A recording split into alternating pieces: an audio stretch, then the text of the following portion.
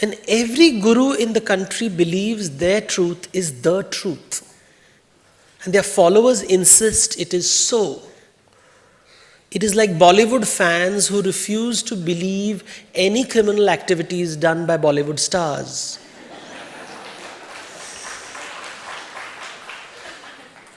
And this is what I'm terrified of.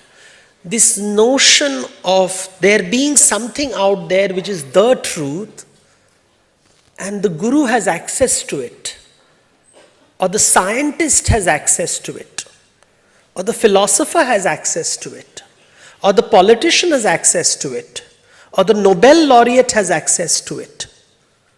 To me, that is a problem, because that instantly creates hierarchy. But wisdom comes from all places.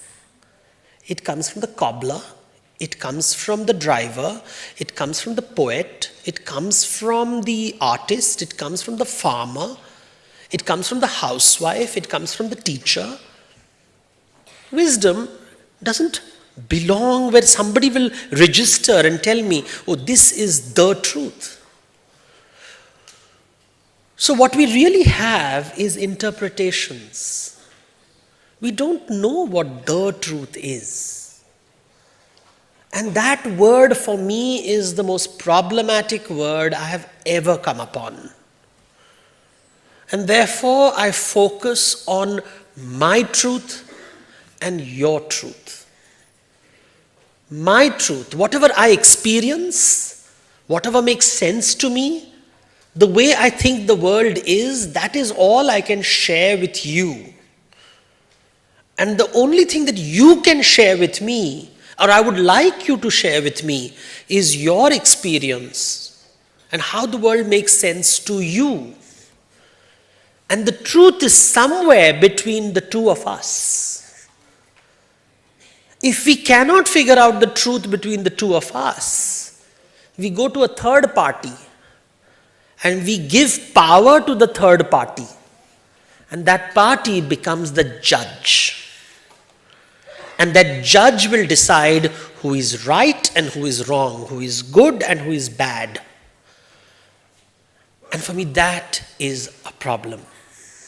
Because if I can't have a relationship with you, then what will the third person do? Because ultimately it is about relationships.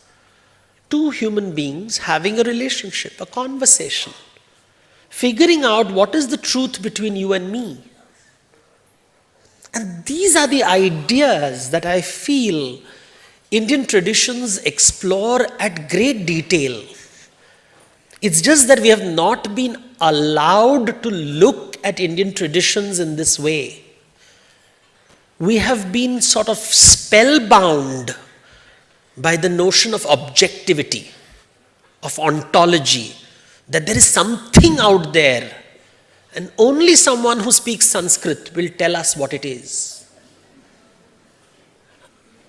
I will not subscribe to this recipe of exploitation. I want to find my truth, I want to share my truth, I want to listen to different truths of people. When you read the Gita and the various interpretations of it, you read bhashyas, you read kavyas, you read writings, and you suddenly see the history of India laid out before you. Gita as we know it was written roughly 2000 years ago. Of course, everything in India happened 10,000 years ago. But technically, it is post-Panini Sanskrit, and by various scholars have said that it's somewhere between the collapse of the Mauryan Empire and the rise of the Gupta Empire. Easy way to remember, 2000 years. But for 1,000 years, there's silence on it, depending on how you calculate it. It could be somebody say 500 years, at a conservative level, 1,000 years. There's not much conversations on it. And suddenly, Shankaracharya, Adi Shankaracharya, about 1,000 years ago, roughly, it's really, if you want to be technical, 8th century, 1200 years ago, starts writing a commentary on it. And within a century or two, Ramanuja refutes the ideas within it. And another century passes and Madhava challenges it. All three men of the monastic order, or at least adopt monastic order, even if they're married, they somehow valorize monasticism, which was very unique. Because if you go back in history, monasticism was Shramana Parampara. It is a Buddhist traditions. And there was a rejection of the monastic order by the Vedic order. And saying that this is monastic, how can you give up the world? And suddenly you find a wave of Hindu monasticism rising.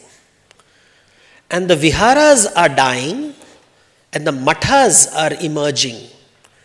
And it is not by accident that Shankara is called a pseudo-Buddhist who is packaging ideas using a Buddhist language. And you suddenly realize there's a lot of conflict going on in these conversations. What is so special about Buddhism? And therefore, to understand the Gita, you have to have at least a brief understanding of Buddhism.